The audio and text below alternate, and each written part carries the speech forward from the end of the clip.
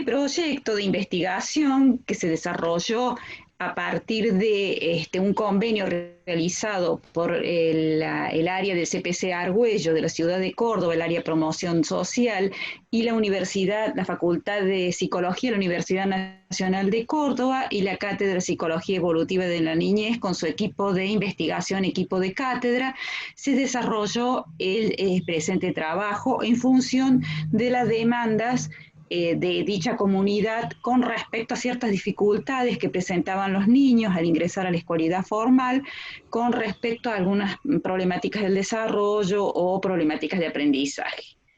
Para ello planteamos los objetivos que tenían que ver con caracterizar los aspectos espaciales, programáticos e interpersonales de instituciones no formales donde se desarrollan y aprenden estos niños y niñas de 3 a 5 años de edad de la zona de influencia del CPC Argüello, zona norte de la ciudad de Córdoba, como muestra allí la gráfica. Para ello, en función de estos objetivos, se realizó un estudio exploratorio bibliográfico de antecedentes de investigaciones previas sobre justamente esta temática de la calidad de las instituciones no formales, de atención y cuidado de la infancia, el desarrollo infantil y el proceso de enseñanza-aprendizaje. Como instrumento, para desarrollar justamente este instrumento, se revisaron y adaptaron diferentes instrumentos existentes en la comunidad científica, que son instrumentos que están estandarizados, y para ello se revisó y se adaptó la escala SER revisada, que es una escala de calificación ambiental del desarrollo de la primera infancia. Y en segunda instancia, ya una escala en español, la escala de evaluación de contextos educativos infantiles, de María José Lera y Ruth Olivera del año 2002. La misma fue desarrollada en el Departamento de Psicología Evolutiva y la Educación de la Universidad de Sevilla. Por otro lado, también con la finalidad de darle respuesta a los objetivos y poder analizar con claridad, se realizó un instrumento de observación diseñado justamente para evaluar la calidad de los ambientes en los centros de atenciones infantiles de niños y niñas entre 2 y 5 años de la comunidad, ¿no? Y en base a dichos instrumentos se construyó un cuestionario estructurado de escala tipo Likert, donde se incluyeron dimensiones tales como el espacio físico, para ver si el mismo era acorde, la estimulación que se le daba a los niños y que se desarrollaba allí, el desarrollo también de los cuidados y el cuidado, las didácticas y programáticas que se desarrollaban, las interacciones de los cuidadores con los niños y de los niños entre sí, inclusive con la familia, y las necesidades de los cuidadores a cargo de estos niños. Este cuestionario, luego de ser desarrollado, antes de ser aplicado, se desarrolla una prueba piloto y luego fue aplicado y completado por personal que ya previamente había sido capacitado, tanto para la ejecución del mismo como a nivel teórico, ¿no? Más allá de lo práctico. La muestra para el estudio estuvo conformada con 8 instituciones no formales de atención a la infancia de barrios que abarcan Barrio 9 de Julio, IPB Bulevares. Allí se encuentran 2 comedores merenderos, un centro comunitario y 6 salas cunas, a las que asisten en un promedio de por lo menos 8 niños y niñas por cada institución, en un rango etario de 3 a 5 años. Bueno, contando con el análisis de un total de 80 niños y niñas, entre los cuales se encuentra distribuido 34 mujeres y 46 varones. Por otro lado, también 47 de esta muestra, de los niños de la muestra, se encontraban dentro del rango etario de los 3 años, 27 dentro de los 4 años de edad y 6 de 5 años de edad. Esta muestra fue una muestra probabilística y se pasó a desarrollar y acá vienen los resultados. Bueno, con respecto a los resultados obtenidos, en el 75% de las instituciones, el cuidador cambia el estilo de la interacción según el niño, atendiendo a las necesidades individuales y alentándolo y empoderándolo. Solo en el 25% de las instituciones, la disciplina se basa en el control, para evitar que los niños se hagan daño, y en ningún caso la disciplina es estricta con castigos físicos y métodos severos, o relajada sin reglas o control. En este momento es importante destacar que nosotras tomamos tanto el cuidado, la enseñanza y la crianza, estas tres acciones enfocadas en la primera infancia, como una unidad, ¿sí? Una unidad fundamental en el momento de trabajar con niños, ¿no? Es algo que se da todo junto. Y con respecto a lo que es cuidar, entendemos el cuidado como enfocar, dedicarse a la otra persona, teniendo como meta el bienestar de esa persona.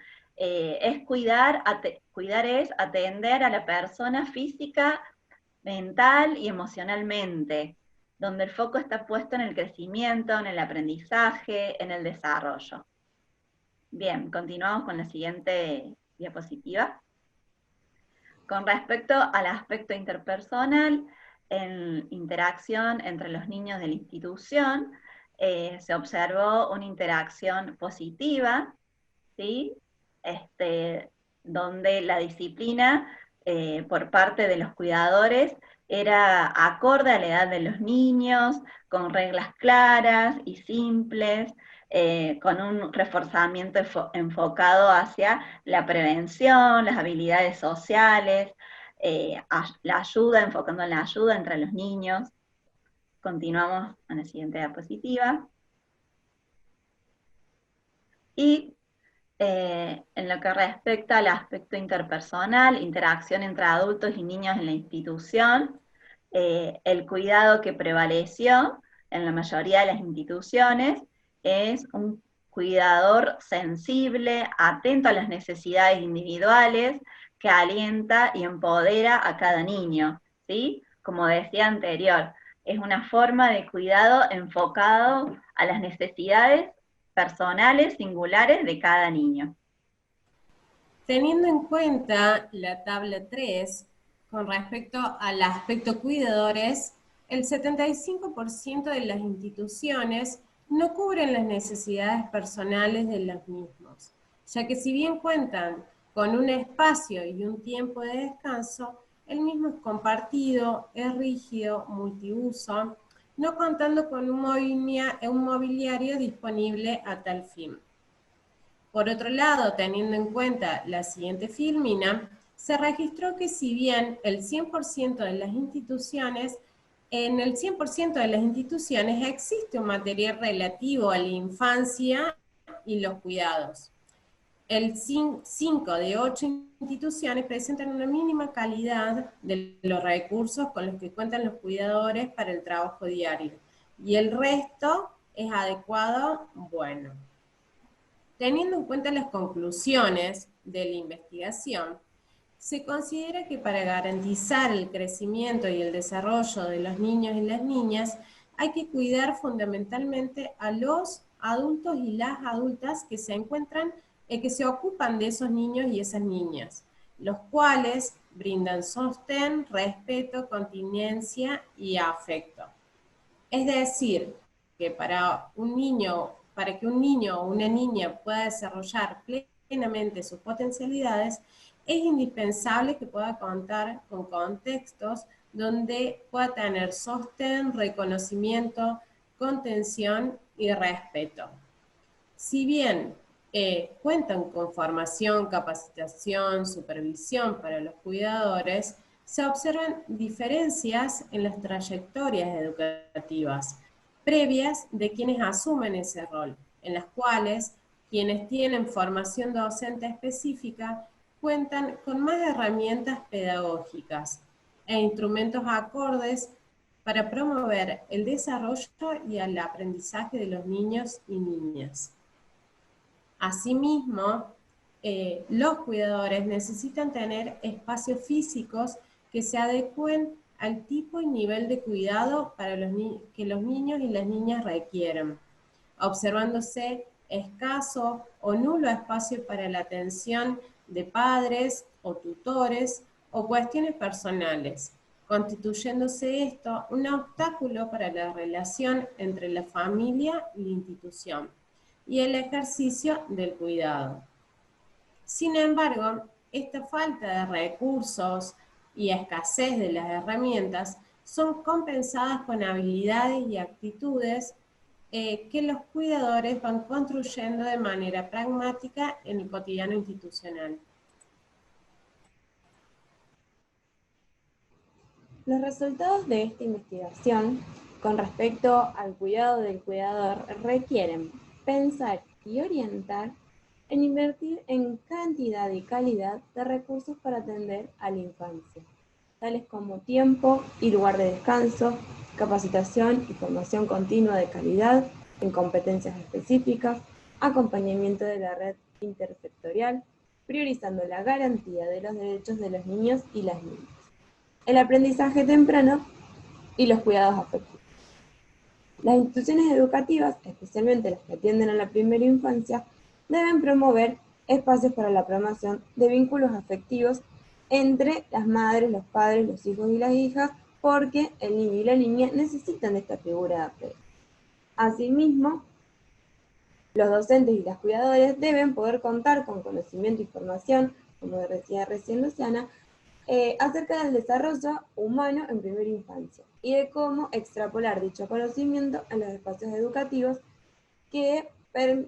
para que permitan, digamos, una atención integral realmente centrada en los intereses y necesidades de esos niños y esas niñas. A partir de estos resultados, el equipo de investigación propuso diversas líneas de acción como el diseño de estrategias de cuidado, la atención e intervención específicas que acerquen garantías para el desarrollo pleno del potencial de cada niño y niña, adoptar un enfoque multisectorial integrado que fomente el cuidado afectivo, estimule el aprendizaje y proteja a los pequeños y pequeñas de situaciones de violencia, factores de riesgo. Aportar, a partir de la sistematización de los datos obtenidos, medidas orientadas a modificar las conductas con el fin de promover prácticas de crianza y cuidado propicias para el desarrollo de la primera infancia.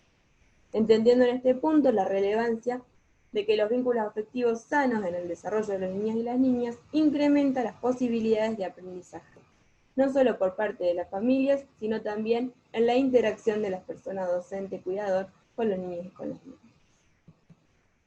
En resumidas palabras, el recorrido realizado permitió visibilizar la necesidad de fortalecer lo que está en marcha para articular eficazmente la educación temprana, sostenida en el sistema no formal, y el ingreso temprano en la educación inicial, garantizando trayectorias tempranas de calidad a partir de haber enriquecido la mirada de las cuidadoras en torno a las decisiones tomadas en el acompañamiento diario a las familias, los niños y las niñas, dando lugar a que los derechos de la infancia sean respetados, promovidos y protegidos por el Estado.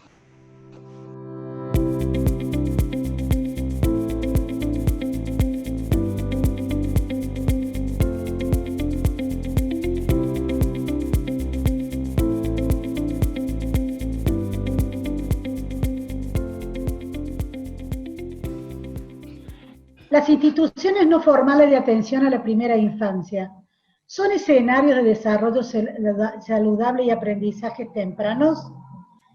La presente investigación surgió en el marco del convenio firmado entre el Área de Promoción Social del CPC de Argüello de la ciudad de Córdoba y la Facultad de Psicología en función de demandas específicas sobre la existencia o no de actividades preventivas y compensadoras tempranas enfocadas a las dificultades de aprendizaje y desarrollo vinculadas a desigualdades educativas y sociales, considerando el número creciente de familias de niños que consultan tempranamente por problemas de aprendizaje.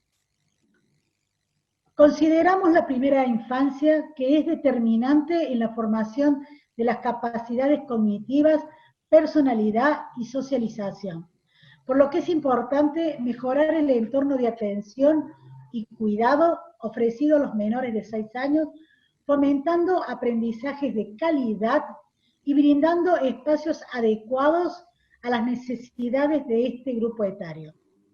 Por lo tanto, es necesario contar con instituciones no formales de atención a la infancia que aseguren oportunidades de aprendizaje y desarrollo que sean saludables, que garanticen el acceso y la permanencia a lo educativo, a cuidados eficaces, significativos y oportunos, contando con ambientes cálidos y seguros, cuidando el interés superior del niño y garantizando sus derechos.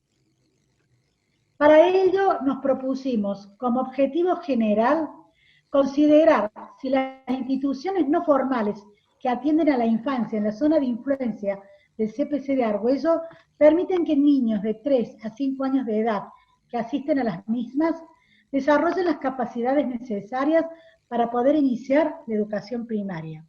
En tanto a los específicos, garantizar los aspectos espaciales, programáticos e interpersonales de instituciones no formales donde se desarrollan y aprenden niños de 3 a 5 años de edad de la zona de influencia antes mencionada.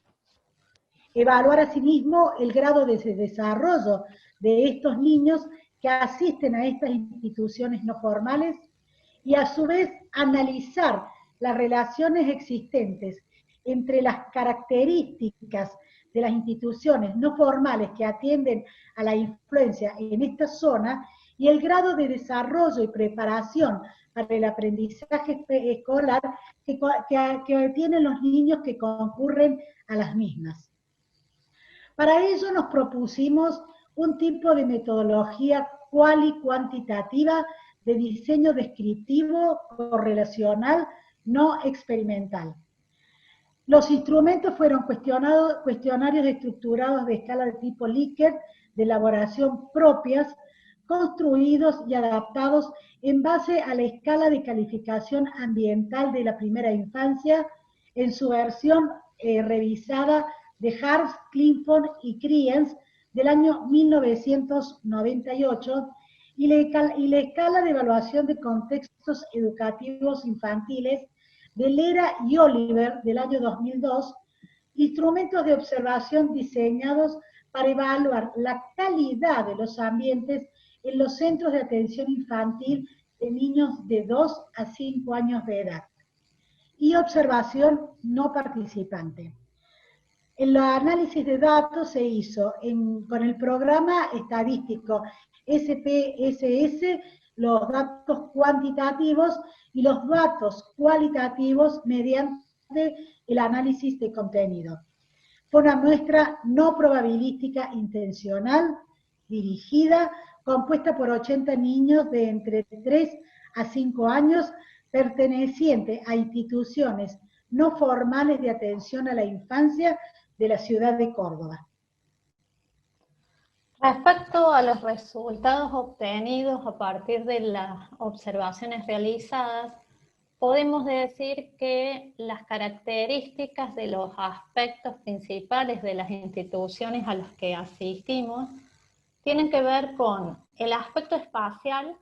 En el 75% de las instituciones, el espacio interior es seguro, y cuando hablamos de seguro hacemos referencia a todas las medidas necesarias para el desarrollo de actividades en las que los niños son los protagonistas. De el 100% de las instituciones, en el 37,5% de ellas, además de encontrarnos con un espacio interior seguro, nos encontramos con espacios amplios, equipados, material y mobiliario acorde a las actividades a realizar, ventilados, contaban con buenos sistemas de ventilación, ya sea a través de aires acondicionados, ventiladores o ventilación natural, ambientes amplios con ventanas grandes, iluminados y donde la iluminación y la ventilación en muchos casos podía ser controlada. Todo esto facilitaba el desarrollo de las actividades de los niños. Respecto del aspecto programático, en el 100% de las instituciones se programa el día está estructurado. Esto hace referencia a que tanto el juego como las actividades de aprendizaje están planificadas y organizadas según las edades, según los intereses o según las habilidades de los niños. Y si bien están estructuradas, en solo el 25% de las instituciones aparece el juego libre y existe flexibilidad en el tiempo del juego. Por otro lado, vimos que en el 64% de las instituciones las actividades lúdicas se hacen en grupo y sobre todo si se trata de niños mayores, mientras que son individuales las actividades con los niños pequeños. Las actividades de aprendizaje en la mayor parte de los casos son individuales o en grupos muy pequeños. Otro de los aspectos, otro de los ítems que observamos en este aspecto tiene que ver con que en el 87,5% de las instituciones se hacen modificaciones necesarias para atender las necesidades especiales de manera tal que se pueda promover la inclusión. Sin embargo, la misma no está totalmente incluida. Respecto del aspecto didáctico de las instituciones, el 100% de las instituciones realiza actividades que tienen que ver con lo motor, con el lenguaje, se trabaja con el dibujo, se utiliza la música y el juego. Sin embargo, solo en el 25% de las mismas se realizan actividades relativas al aprendizaje de números y o de matemáticas. Probablemente esto tenga que ver con el material disponible para las mismas, ya que en aquellas donde estas actividades no se ven reflejadas, existe poco material disponible para que los chicos puedan realizarlas. En cuanto al aspecto lingüístico, en el 100% de las instituciones se estimula la comunicación de manera lúdica o aprendiendo, y se lo hace a través de la oralidad, de la escritura, permitiendo y promoviendo el uso del lenguaje informal o para razonar. También depende, si bien se estimulen todas, depende la calidad de la estimulación de la cantidad de materiales de los que disponen para hacerlo. A veces los materiales no son suficientes para alcanzar a todos los niños o los mismos no son de calidad.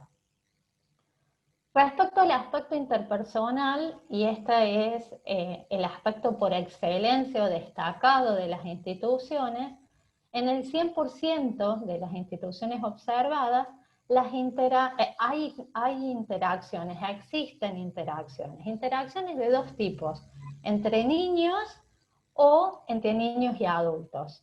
Las interacciones entre niños son promovidas y reforzadas por los adultos que intervienen ante conductas negativas o dañinas, mientras que las relaciones entre los niños y los adultos están basadas en cuidadores afectuosos, sensibles, empáticos, con contacto físico sostenido, que abrazan, contienen. Por otro lado, pudimos observar que en el 75% de las instituciones la disciplina es positiva, es decir, que se basa en el reforzamiento y la prevención, y no en el castigo. En ninguna de las instituciones observadas aparece la disciplina como castigo. Sí, en muy poquitas aparece como una manera de controlar para evitar que se hagan daño. Respecto al aspecto cuidadores, el 75% de las instituciones no cubre sus necesidades personales. ¿Y a qué hacemos referencia con esto? Al tiempo de descanso y al espacio de descanso del que disponen, ya que el mismo es un tiempo rígido, no flexible y que implica un espacio que es compartido o que se utiliza para otras actividades, sin contar con un mobiliario acorde al descanso necesario. Otro aspecto de los cuidadores es que todos los cuidadores de las instituciones se capacitan, forman y supervisan. Lo que varía es la frecuencia en la que esta capacitación, formación y sobre todo supervisación ocurre en el tiempo. En algunos son semanales, en otros son diarias y en otras mensuales. Respecto al desarrollo infantil y para dar respuesta al segundo objetivo, podemos ver que en los niños de estas instituciones existe un nivel adecuado de desarrollo en los aspectos físico y bienestar, social, emocional, y un nivel inadecuado de desarrollo en lo lingüístico y cognitivo. Los niños del 75% de las instituciones observadas tienen un adecuado grado de desarrollo en general, contando con actividades y capacidades que les permiten ver el nivel inicial y primario. Solamente el 25% restante presentan un desarrollo no adecuado, las probabilidades de que puedan adquirir esas habilidades. Por lo tanto, las instituciones observadas en general preparan adecuadamente para el aprendizaje escolar y posibilitan un desarrollo integral adecuado y esperable de los niños. ¿Y por qué decimos eso? Porque estas instituciones constituyen un espacio significativo que cuenta con las condiciones necesarias para un óptimo desarrollo del aspecto físico de los niños. Por otro lado, las instituciones propician interacciones positivas con cuidadores que están comprometidos, que se relacionan afectuosamente, que proveen los cuidados adecuados, lo cual incide en el aspecto social y emocional de los niños. Además, en las instituciones se programa el día, se planifican las actividades y todo eso se hace estimulando la comunicación, el lenguaje, el razonamiento. Esto favorece los aspectos lingüísticos y cognitivos. Además, cuentan con cuidadores formados y capacitados para promover el desarrollo y el aprendizaje, que si bien carecen de espacios, recursos y herramientas adecuadas para ese cuidado, estas carencias son compensadas con habilidades y aptitudes que van construyendo pragmáticamente en lo cotidiano institucional. Todo esto nos permite concluir que los niños desarrollan las capacidades necesarias para poder iniciar la educación primaria con éxito. Y en relación a lo que venimos trabajando y en relación a los objetivos que nos planteábamos en el encuentro con la comunidad que atiende y cuida a la primera infancia, nos ha permitido esta trayectoria de investigación poder pensar en el acompañamiento oportuno y eficiente de aquellas organizaciones o espacios de cuidado y atención de la primera infancia, dando prioridad a las políticas y programas establecidas para lo mismo. Si bien consideramos y conocemos que el sistema desplegado acciones tendientes a proveer estos recursos y ponerlos a disposición de las familias y cuidadores, queda aún un gran desafío desafío que abordar en tanto a mejorar, pensar ¿sí? Los modos de acompañamiento del desarrollo lingüístico y cognitivo, que es aquel que nosotros observamos hoy como más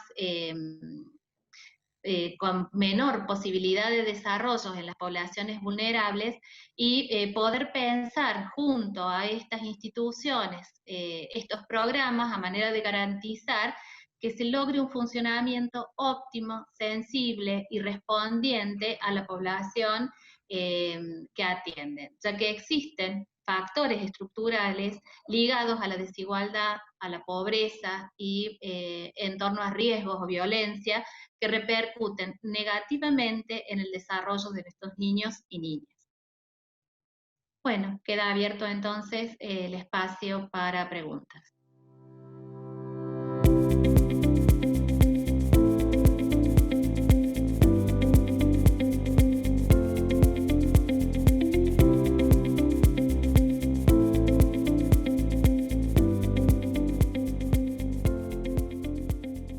Hola, muchas gracias por permitirnos participar y vamos a exponer las ideas fundamentales sobre la construcción de la pesquisa para detectar riesgo potencial de abuso sexual en bebés entre 8 y 30 meses.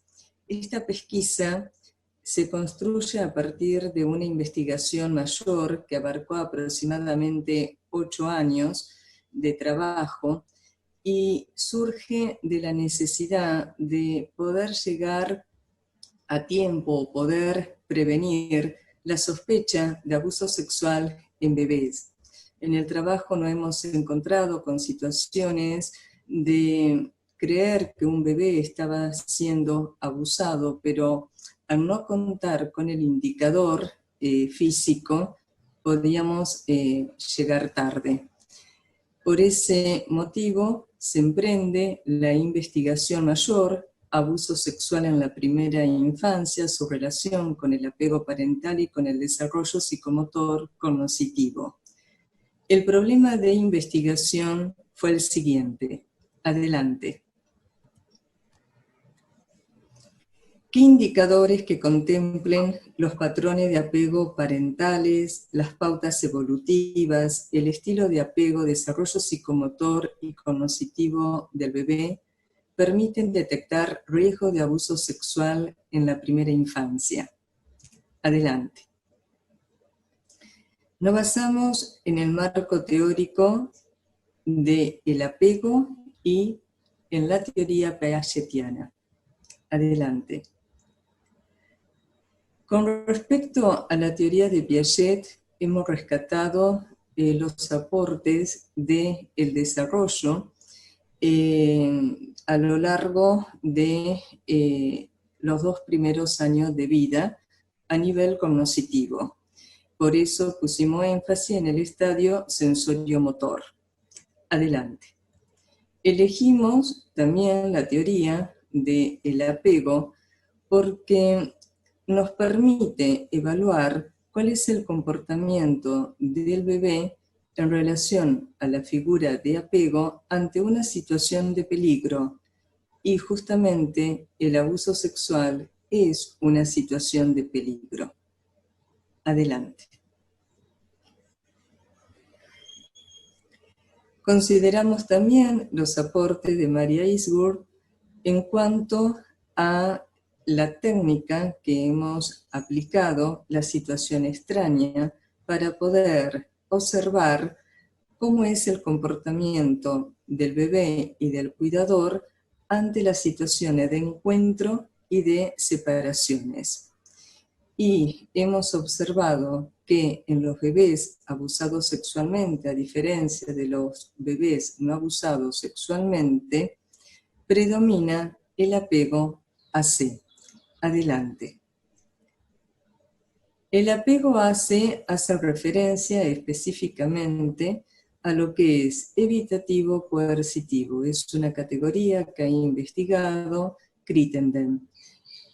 Nosotros hemos llevado este resultado a la pesquisa observando ciertos indicadores para ver si aparece este estilo de apego.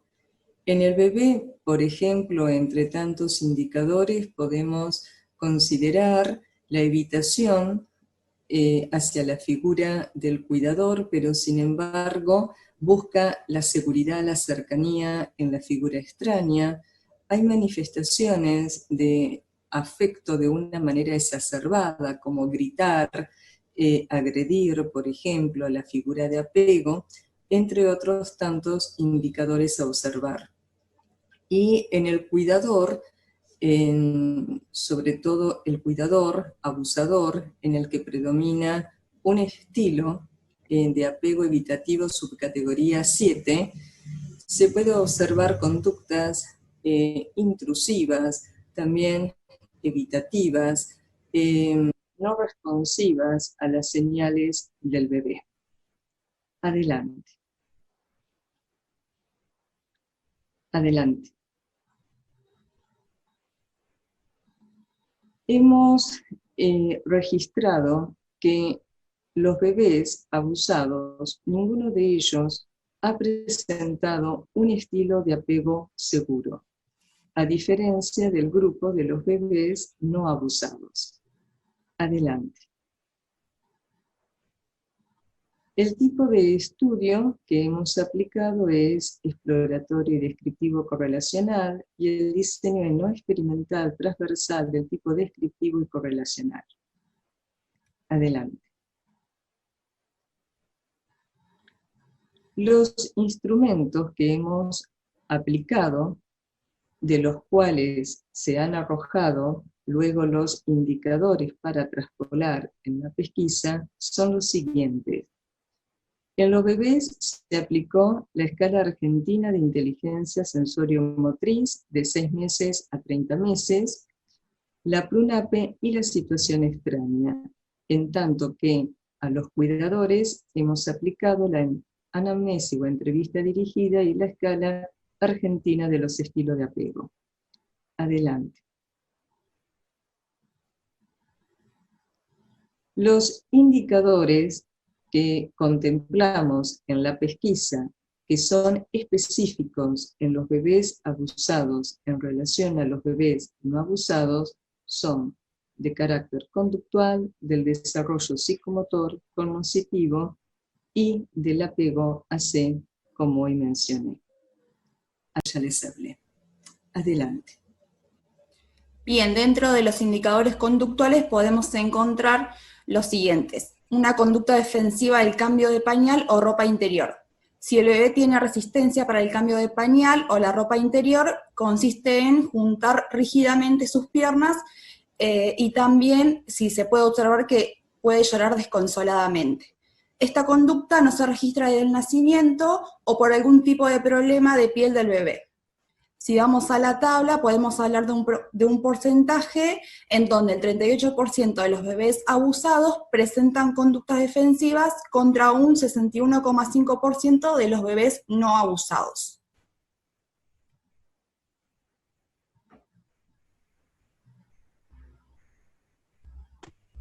En cuanto a la conducta sexual inapropiada, decimos que son tipos de conductas que no son apropiadas para la etapa evolutiva en la que se encuentra el niño, y sus manifestaciones son los movimientos masturbatorios compulsivos, besos de lengua y en la boca, tocamiento de genitales de figuras significativas, el uso de vocabulario sexual inadecuado para la edad y la existencia de una curiosidad sexual excesiva. Si vemos la tabla, podemos observar que un 53,8% de los niños abusados presentan este tipo de conducta, mientras que los niños no abusados no presentan este tipo de conducta.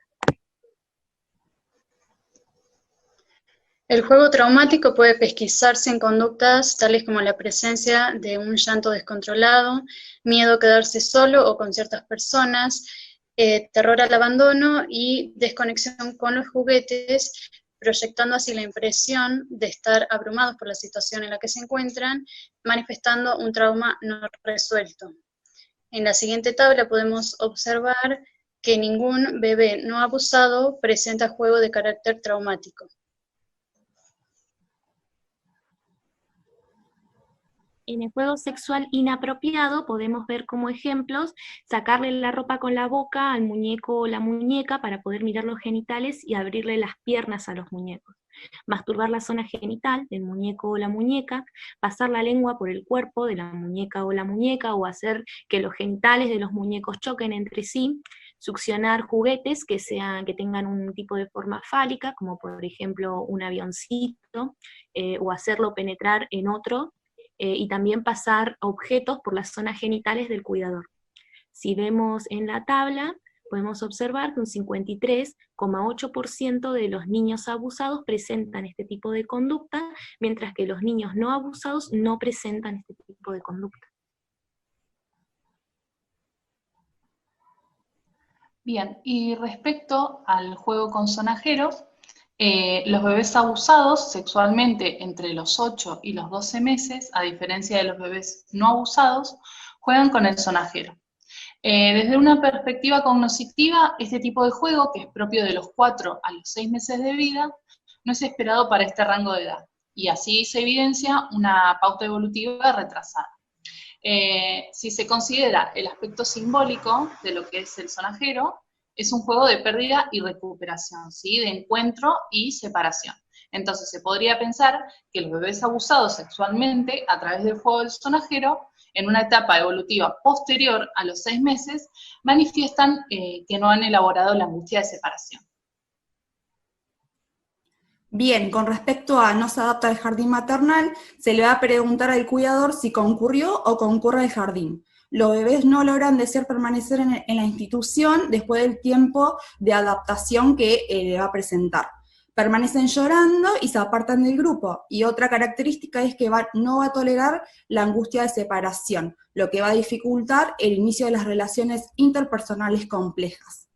Si vamos a la tabla, podemos observar que los bebés abusados en un 67% no se adapta al jardín maternal, en contra de un 33,3% que sí se van a adaptar. Continuando con los indicadores que van a dar cuenta de sospecha de abuso sexual en bebés, en esta diapositiva voy a hacer referencia a aquellas pruebas, aquellas pautas que se administran tanto al bebé o como pregunta al cuidador, y uno puede de alguna manera dar cuenta si estas pautas han sido logradas o no. Las pruebas tienen que ver con pedirle al bebé que haga determinadas actividades o preguntarle a los cuidadores, y cada prueba de alguna manera va a depender de la edad del bebé, si la ha logrado o no la ha logrado. Cuando no logran estas pautas, se puede decir que hay un retraso en el desarrollo psicomotor. En la siguiente diapositiva podemos observar los porcentajes. Entonces, en la columna donde encontramos a los bebés que sí han sido abusados, podemos distinguir que de 9, 4 no han logrado estas pautas del desarrollo psicosocial. Es decir, que podemos hablar de un retraso en el desarrollo. Para evaluar el desarrollo cognitivo, se aplicó la EAIS con sus 4 series. Se identificó retraso cognitivo en niños abusados en 2 de esas series: búsqueda del objeto desaparecido y combinación de objetos, tubo rastrillo y tubo cadena. Si observamos la tabla, nos encontramos con que el 75% de los niños abusados no alcanza el percentil 25. Ese percentil implica riesgo en el desarrollo cognitivo, y dicho resultado no obedece a necesidades básicas insatisfechas. La siguiente tabla nos muestra las variables cualitativas observadas en la EAIS también. Allí encontramos el succionar del tubo, rastrillo o palo a partir de los 19 meses y hasta los 36 meses que abarcó la muestra, juego sexual con muñecos, desplazar los muñecos hacia atrás, agredir los muñecos, introducir compulsivamente el rastrillo en el tubo.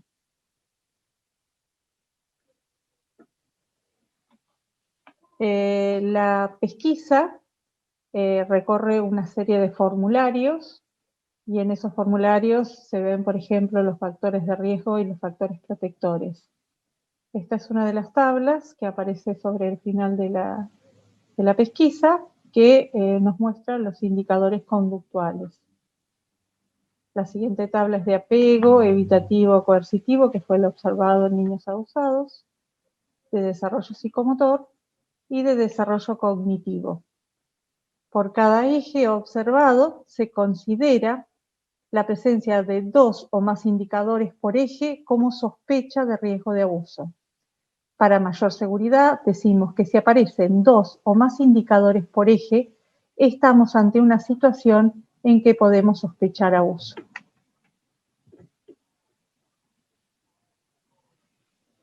En cuanto a la proyección, el paso siguiente es la adaptación a la pesquisa para las diferentes provincias de Argentina. Si bien esto no es necesario, ya que los bebés de 0 a 30 meses no están transversalizados por la cultura, no están socializados, esto se hace por una cuestión de mayor rigor científico. Por último, la contribución que esperamos de esta pesquisa es la prevención y aproximación diagnóstica de sospecha de riesgo potencial de abuso sexual en bebés en defensa de los derechos de los más vulnerados. Muchísimas gracias.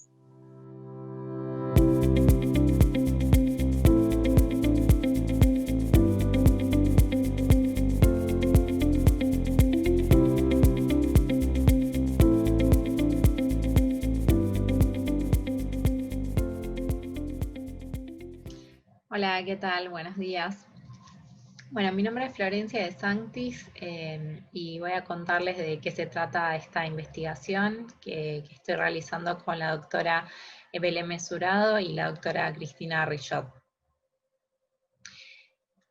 Esta investigación trata sobre los estilos de apego y el tipo de empatía en niños de 9 a 12 años de edad.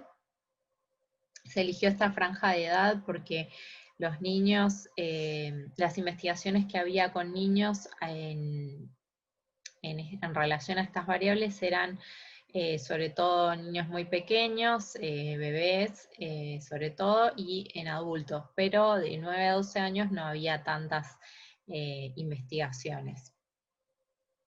Bueno, y en primer lugar vamos a definir lo que es el apego, que el apego es un sistema biológico innato que promueve la búsqueda de proximidad entre el niño y una figura específica de apego con el fin de aumentar la supervivencia hasta la edad adulta. El sistema de apego y la teoría del apego propuesta por Bowlby fue uno de los marcos teóricos más influyentes para estudiar el funcionamiento de las relaciones humanas. Por eso es muy importante todo lo que sería este vínculo.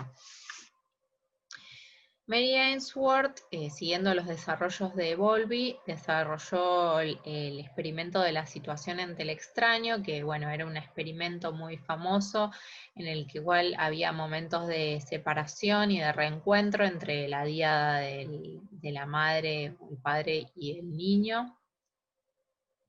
Y encontró ella 3 patrones de apego fundamentales. El primero, que fue el patrón de apego seguro, el cual tenían el 65 a 70% de los niños, y había cuidadores sensibles y responsivos a las llamadas del niño, que se mostraban casi todo el tiempo disponibles.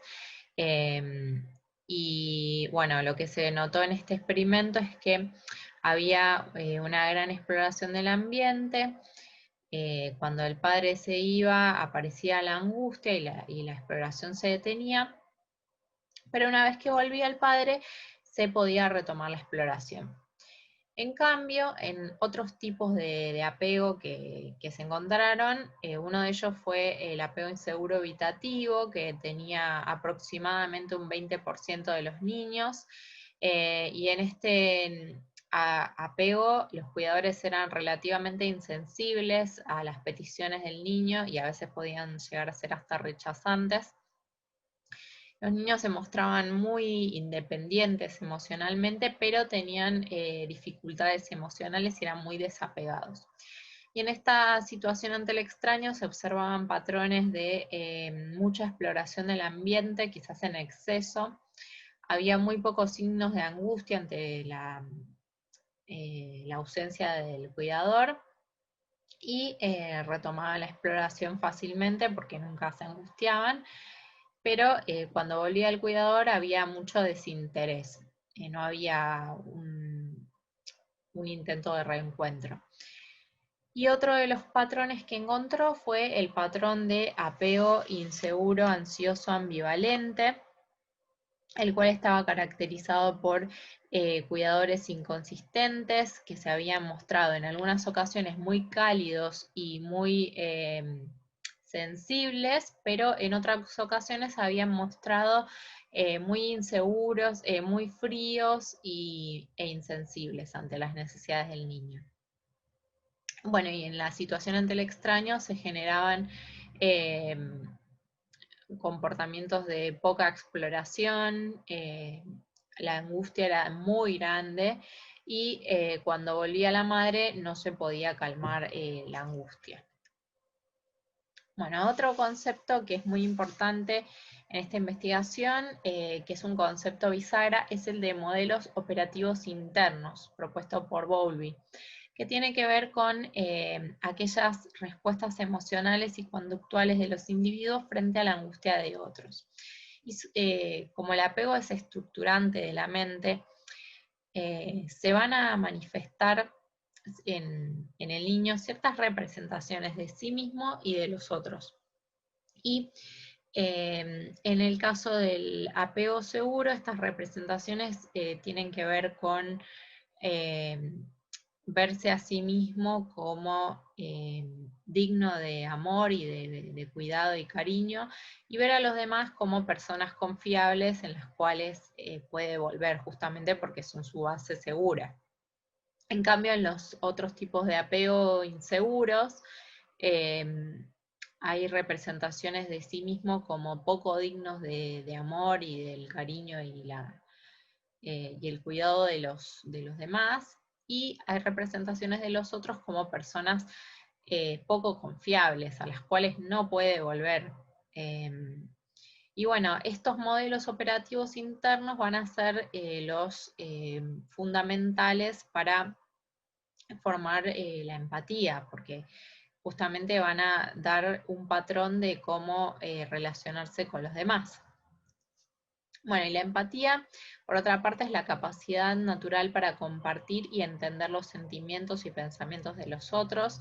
Y bueno, como somos seres humanos y vivimos en una sociedad, es muy importante esta capacidad para poder interactuar con los demás de manera efectiva.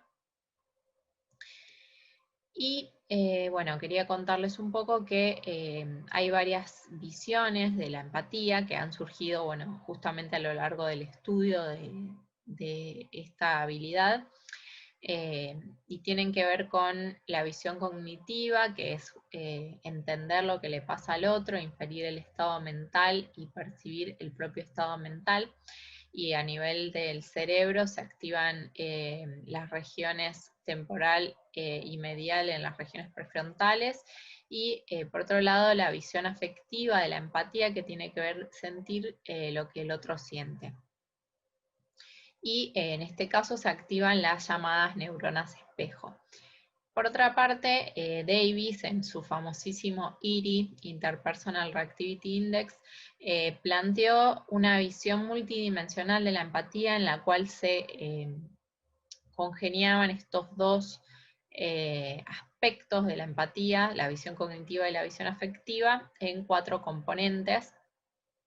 Y bueno, se logró un estudio más completo de lo que sería la empatía, no solamente desde lo cognitivo o desde lo afectivo, sino desde ambas perspectivas.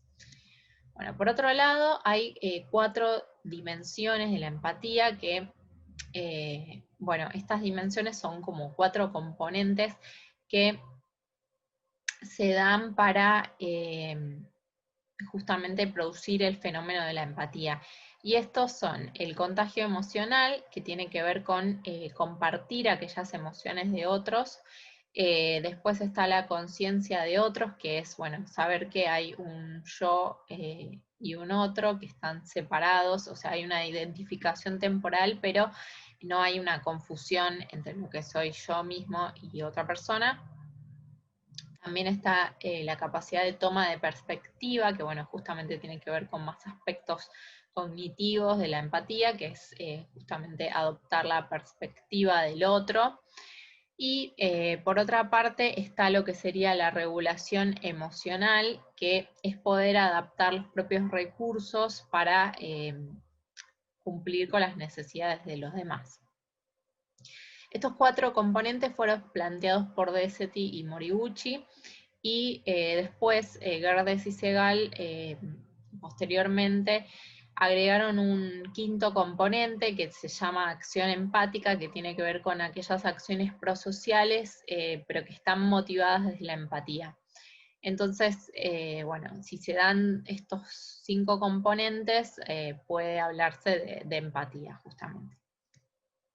Bueno, y otra clasificación que yo tuve en cuenta para este estudio fue la clasificación de empatía positiva y negativa, en la cual la empatía negativa tiene que ver con compartir y entender los estados emocionales negativos de otras personas, tales como la tristeza o el enojo, y la empatía positiva, por otra parte, que es justamente entender aquellos y compartir aquellos sentimientos de alegría o de felicidad, es decir, que tienen que ver con emociones más positivas.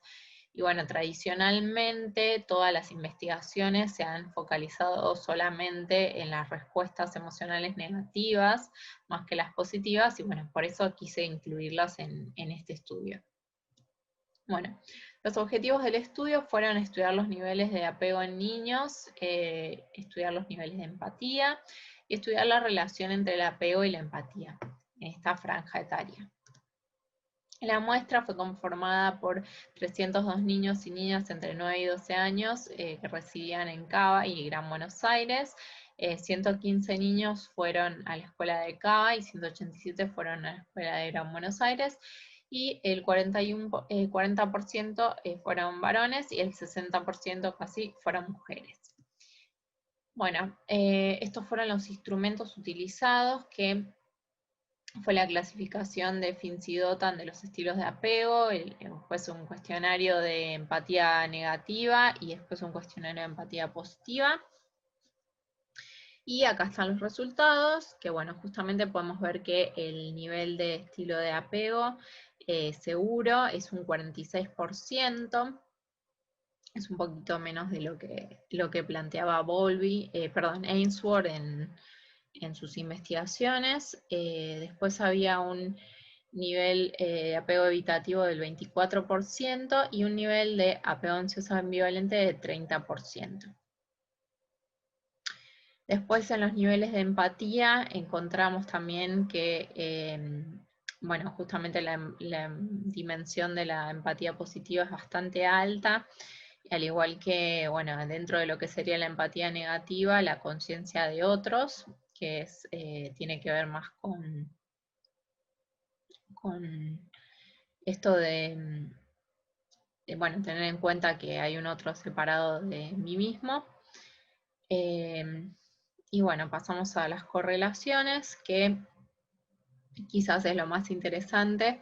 Y bueno, encontramos que el apego ansioso y el apego evitativo tuvieron correlaciones negativas justamente con lo que sería la dimensión de contagio emocional de la empatía, y el apego seguro tuvo correlaciones positivas y significativas con todas las dimensiones de la empatía, incluso la empatía positiva.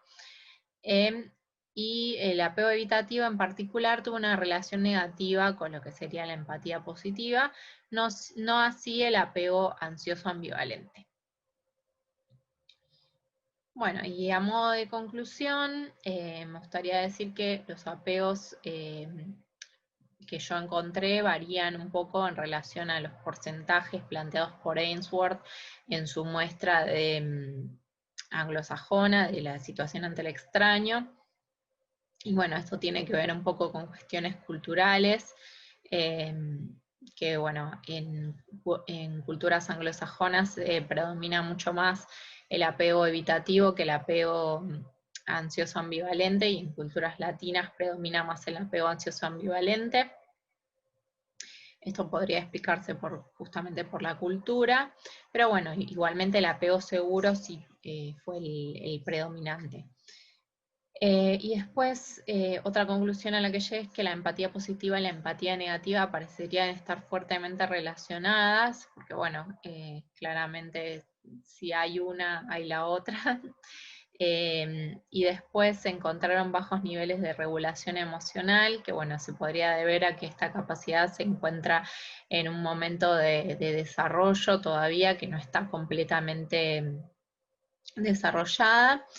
Y bueno, después el apego evitativo estaría relacionado de manera negativa con la empatía positiva, y bueno, esto tiene que ver con la dificultad de comprender a los demás y de compartir estos sentimientos por el gran aislamiento emocional que tienen.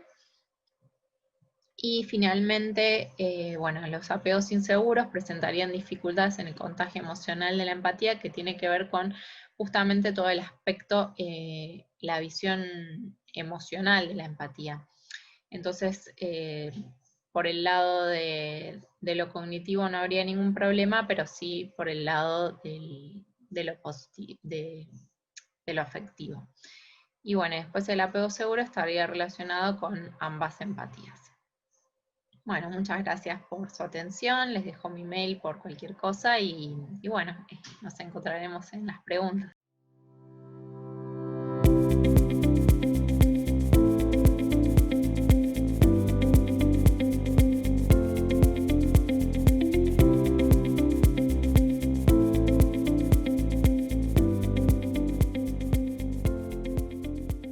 Bueno, muy buenas tardes, somos Agostina, Celina y Mariana.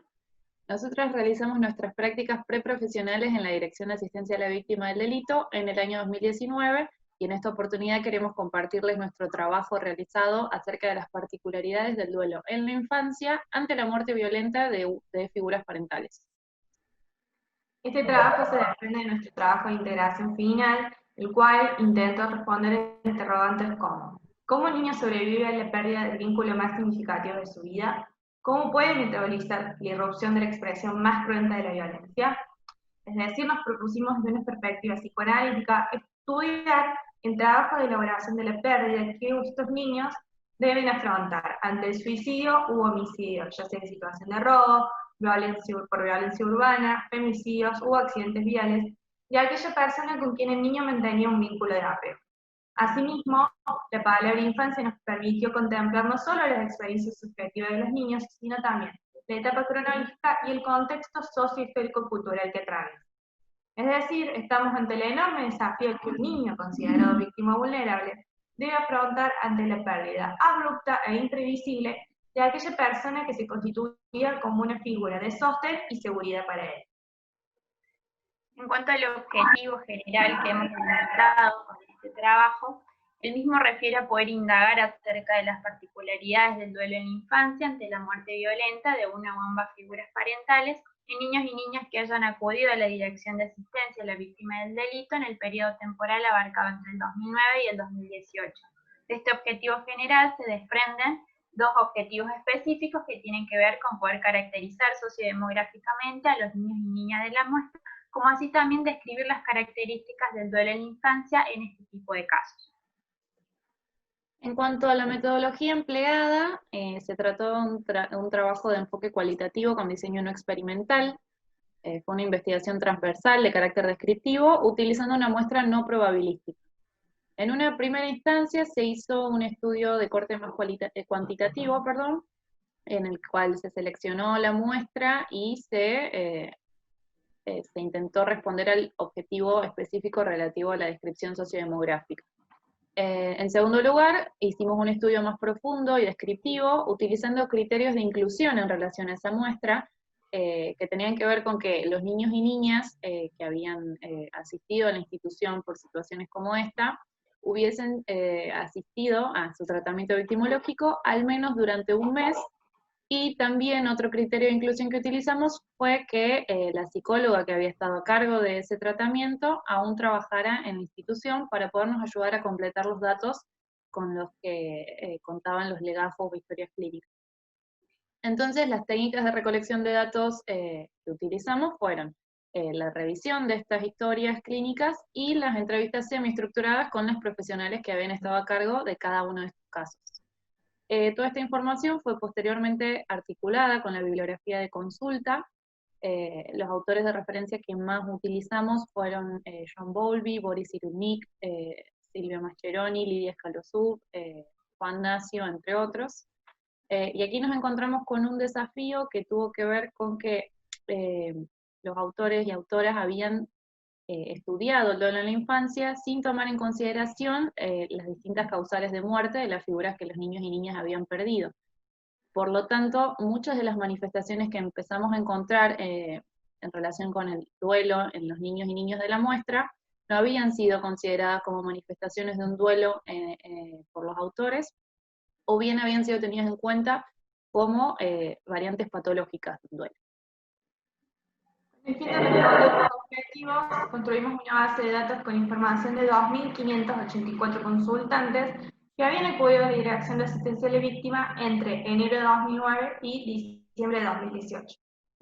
A partir de ello pudimos identificar a 32 niñas víctimas de la muerte de una o ambas figuras parentales.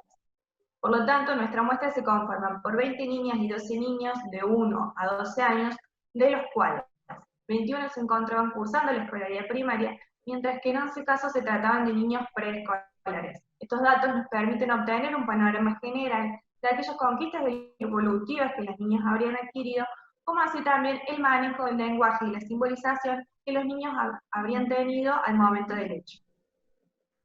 Por otra parte, en cuanto al lugar de residencia de estos niños y niñas, 26 de ellos residían en Córdoba capital, mientras que el resto lo hacían en otras localidades del interior de la provincia. En cuanto al episodio que tomó lugar, en el que tomó lugar la muerte de sus figuras parentales, pudimos averiguar que casi el 60% de estos niños y niñas había sido testigo visual o auditivo del episodio violento, o bien había acudido a la escena de manera inmediatamente posterior a que esto ocurriera. Ello nos llevó a interrogarnos acerca de los potenciales efectos traumáticos que esta escena de características particularmente cruentas puede tener para un psiquismo infantil. Por otra parte, respecto a las figuras parentales que fallecieron en un acontecimiento violento, hemos podido observar que si bien la cantidad de varones como de mujeres ha sido equitativa, más de la mitad de los casos la mujer falleció a causa de la violencia de género en un acontecimiento conocido comúnmente como femicidio, mientras que un tercio de los hombres falleció luego de ya sea haber asesinado o maltratado a su pareja, lo que diversos autores coinciden en denominarlo como una muerte diádica o un suicidio extendido o ampliado. Por otra parte, también nos ha resultado sumamente llamativo que algunos de los niños de la muestra también habían sido víctimas en otros delitos.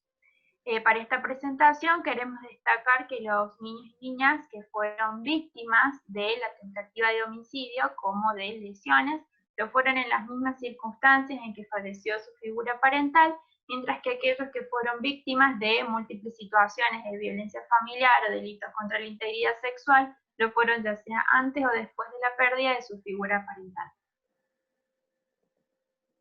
Para responder a las características y particularidades del duelo infantil, cobran gran relevancia los aspectos éticos y deontológicos en lo que respecta a la confidencialidad y el recuerdo de los datos.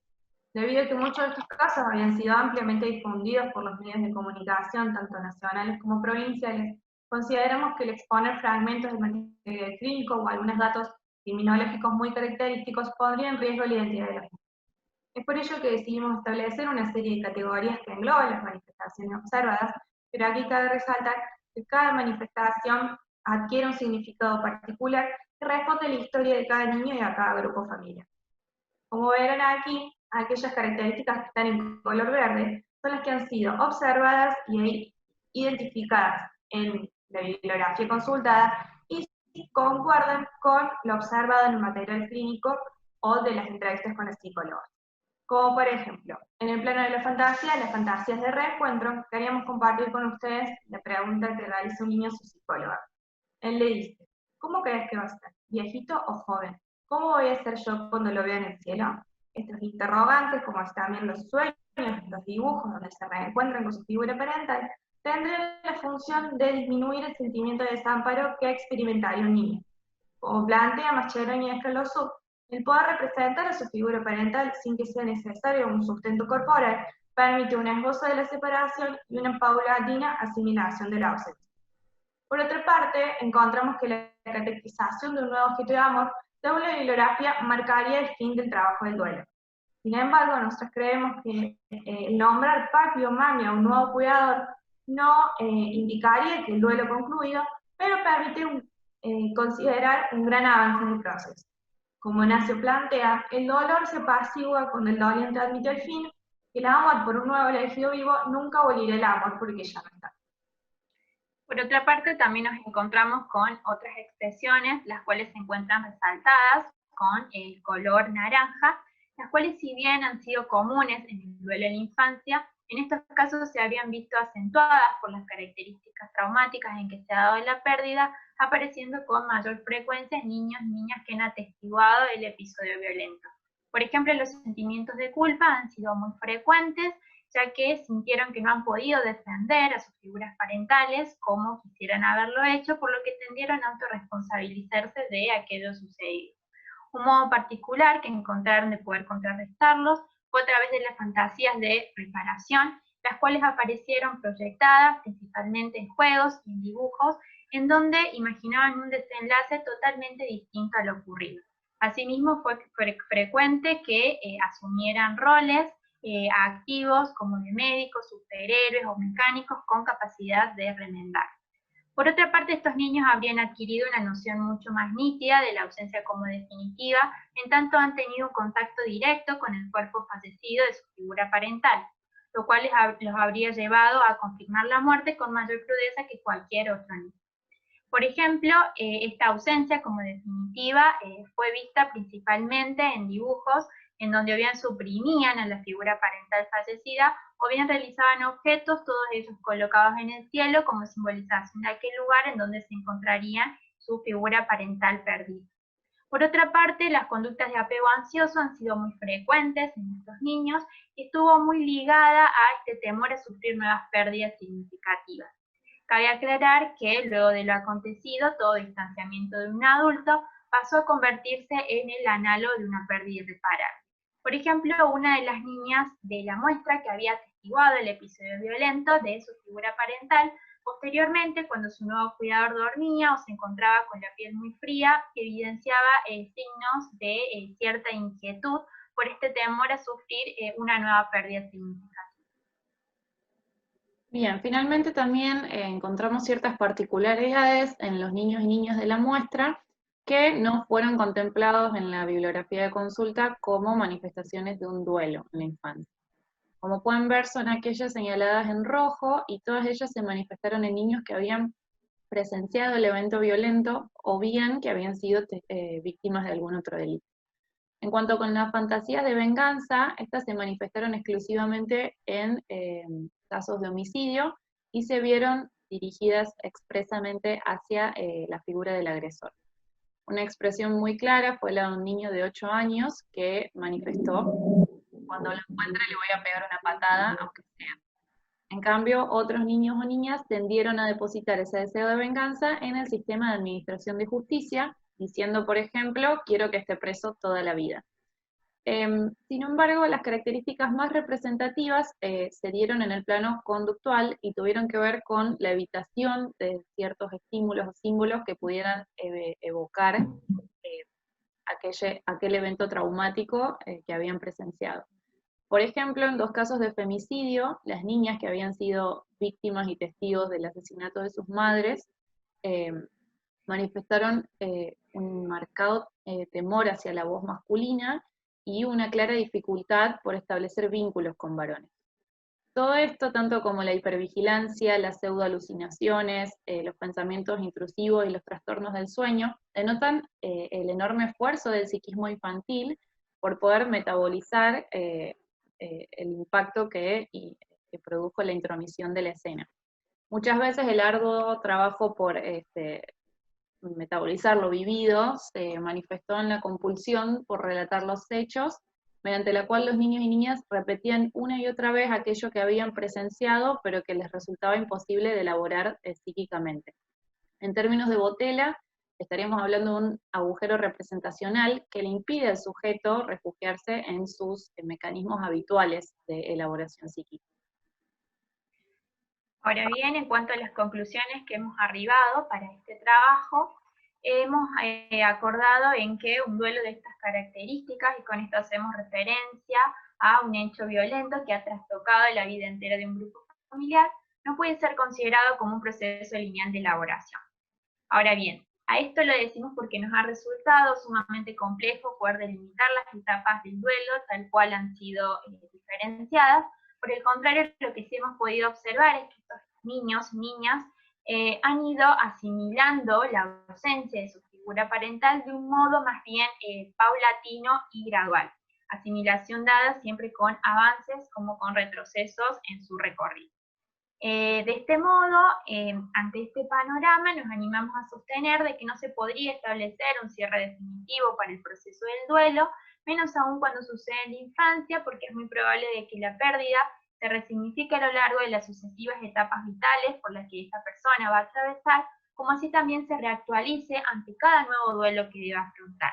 Metafóricamente sería como aquella cicatriz que siempre queda susceptible ante futuras nuevas heridas, en estos casos ante futuras nuevas pérdidas. Otra de las conclusiones a las que arribamos es que la pérdida abrupta e imprevisible de una figura parental se constituye como un acontecimiento de potenciales efectos traumáticos para un psiquismo infantil. Es decir, no podríamos afirmar que todo niño que se enfrente a tal pérdida necesariamente atravesará un duelo considerado traumático. Pero sí podemos compartir con ustedes que los efectos del trauma se habrían visto con mayor frecuencia en los niños que han sido tanto testigos del hecho como víctimas de otros delitos. Y es aquí que nos preguntamos cómo duelo y trauma interjuegan, si son indisociables, si es necesaria la tramitación de trauma para la elaboración del duelo o si se elaboran conjuntamente. Bueno, muchas gracias y quedamos a disposición de posibles preguntas o interrogantes.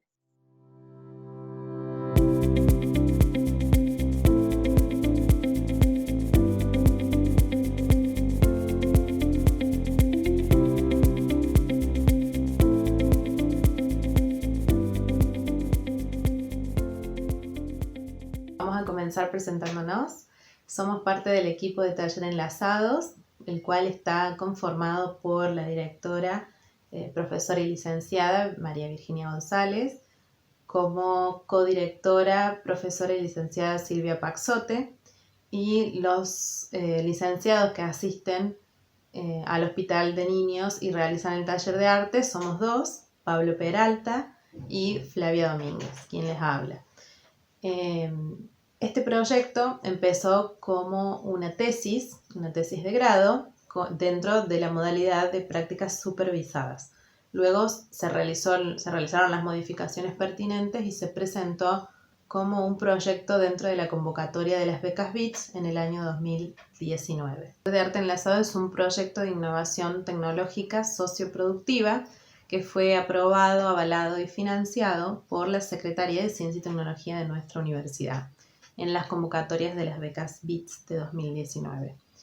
Fue pensado y diseñado como un instrumento para dar respuesta a una demanda y problemática específica dentro de una institución.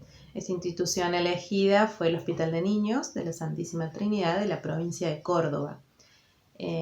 Nos basamos en un encuadre de psicoanálisis aplicado en conjunción del arte y las nuevas tecnologías. Bien, como mencionamos, este proyecto tuvo como pregunta problema si el arte terapia podía favorecer y fortalecer lazos sociales de las infancias hospitalizadas con diagnóstico de cáncer infantil. El objetivo que tuvimos fue promover y sostener los lazos sociales de pacientes internados. con este bajo tratamiento oncológico, ¿no? A través del taller de arte. Dentro de este taller de arte, el rol que tenía el psicólogo, el rol principal, como nosotros lo planteamos dentro de esta institución también, fue reconstruir un espacio entre dos, un concepto que retoma Levin, que es muy parecido al concepto de espacio transicional de Winnicott.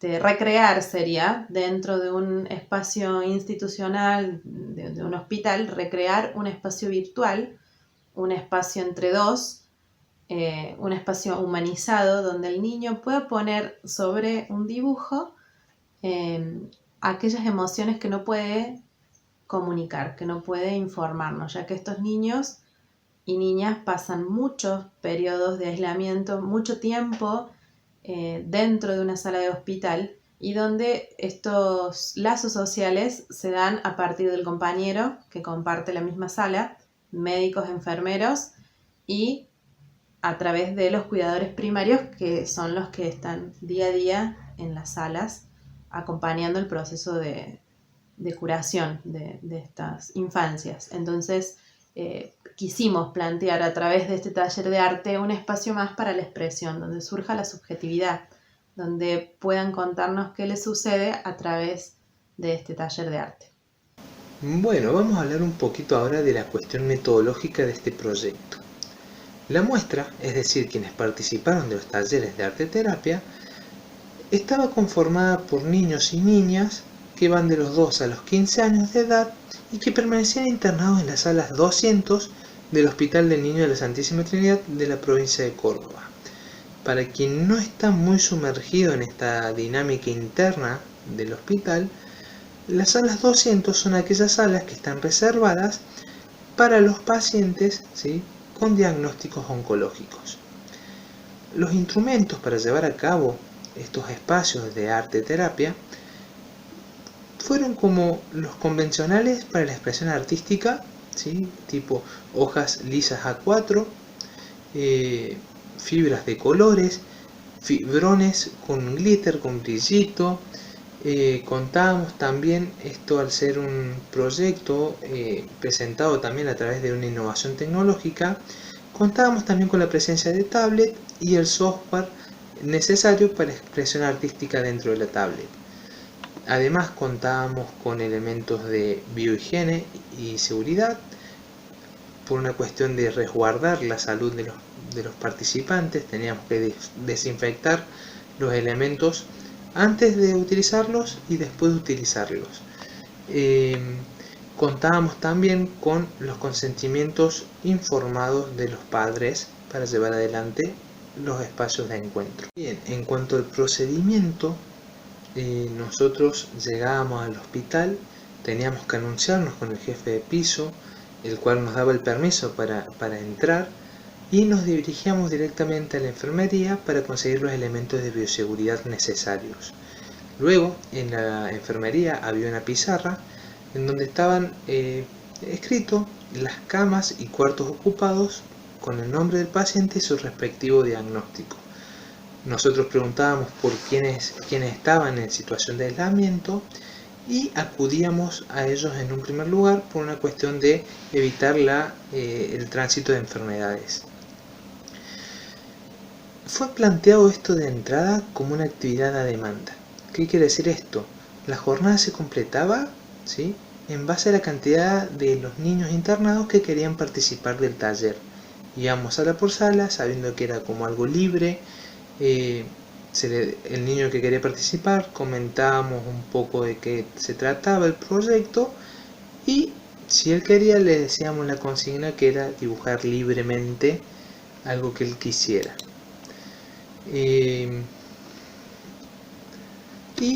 Se tuvo en consideración las cuestiones éticas de cualquier intervención en el ámbito de la psicología, como velar por las necesidades y los derechos y preservación del bienestar de los sujetos, garantizar que la participación sea voluntaria, obtener el consentimiento informado de los padres.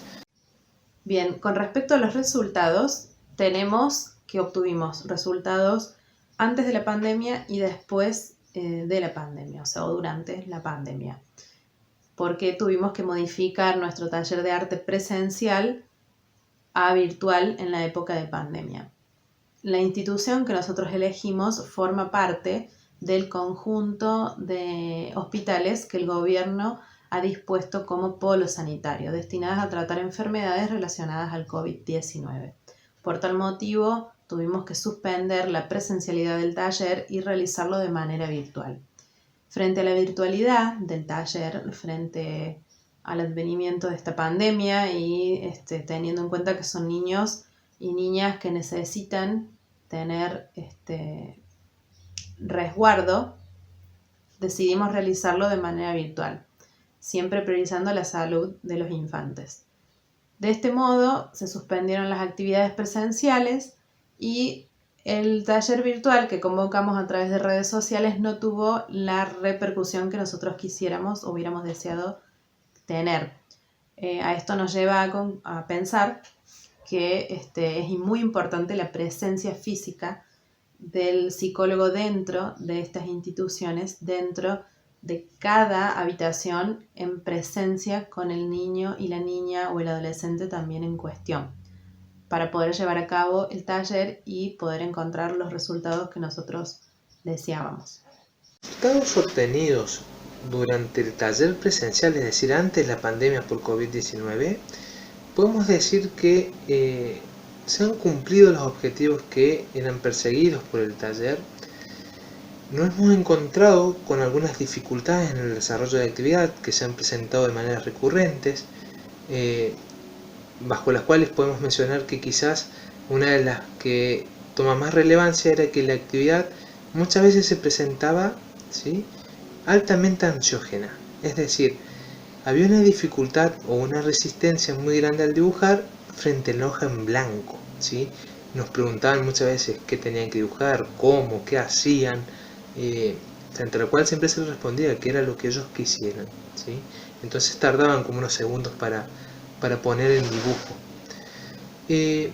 Pero hemos podido como constatar que hay algunos beneficios detrás de este taller, como por ejemplo el favorecer lazos sociales, ¿sí? El favorecer el lazo entre el paciente y el vínculo profesional con los médicos que nos rodean, muchas veces era tema de charla, generar un espacio de encuentro y reconocimiento entre ellos, el niño y su realidad. Muchas veces dibujaban también quienes estaban al lado, ¿sí?, acompañando, cuidando, pero sobre todo hemos constatado realmente el valor del arte como vehículo de expresión de emociones y sentimientos, y con ello poder ver algunas dinámicas que se ponen como en juego, como los mecanismos de defensa. Llama mucho la atención, como habrán visto a lo largo de esta presentación, cómo los dibujos están cargados, ¿sí?, están cargados de manía, están cargados de muchos colores, de una felicidad propia, ¿sí?, que es del niño, pero que también reacciona frente a esta idea de enfermedad, esto de lo maníaco.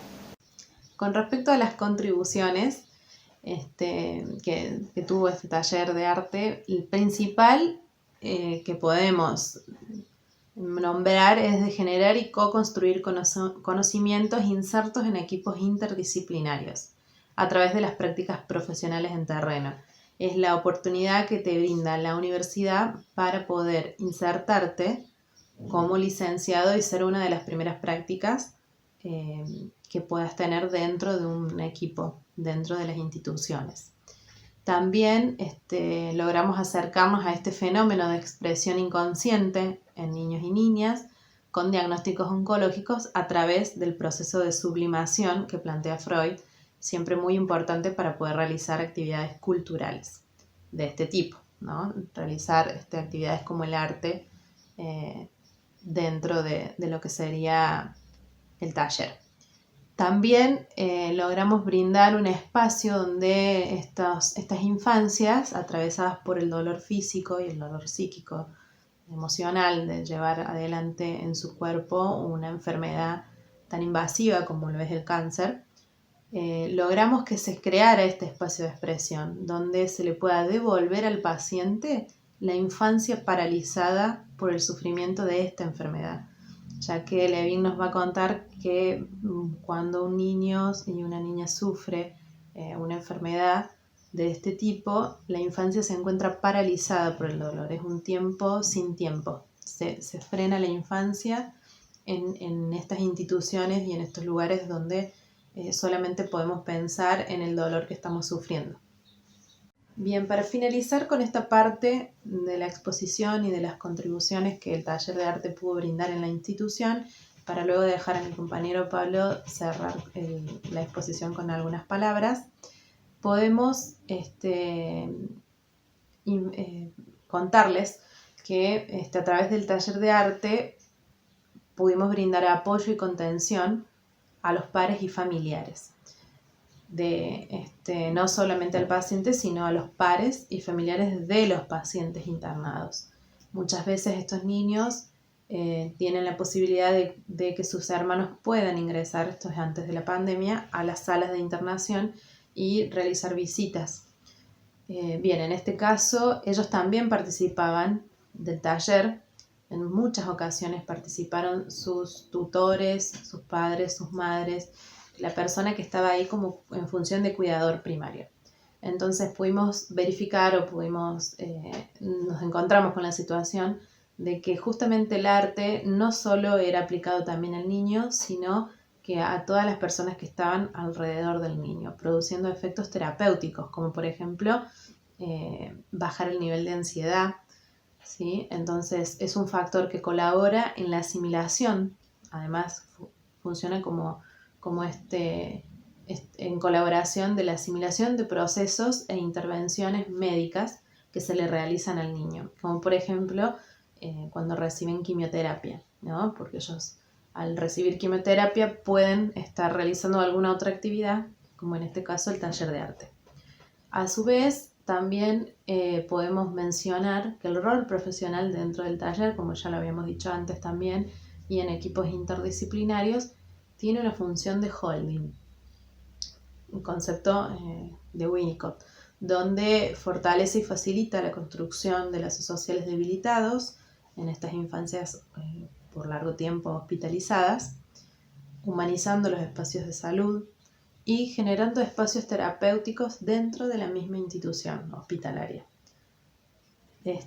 A través de esto podemos ver cómo el taller de arte en todo su desarrollo tuvo muchos beneficios, no solo para los infantes que estaban transcurriendo su enfermedad y que lo vivencian en el cuerpo, sino que también a los pares, familiares y, en consonancia con todo esto, produce un efecto en todo el servicio de salud, pudiendo generar en los niños una mejor aceptación de los tratamientos y de los profesionales, donde también colaboraron con el taller y se acercaron a realizar algún dibujo con alguno de los niños que estaban asistiendo en ese momento.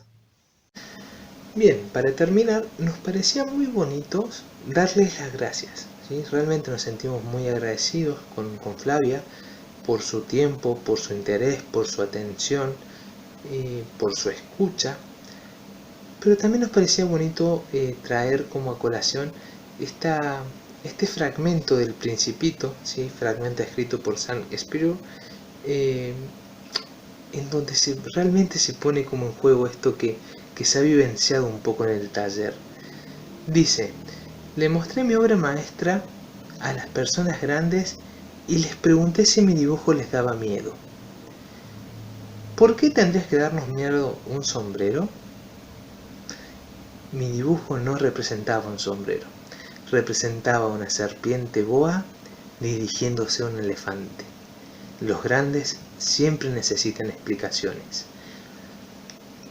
Es fabuloso y un poco esto se ha vivenciado en el taller, ¿no? Cuando los chicos simplemente rayas y después un tobogán de agua. Como el arte, ¿sí?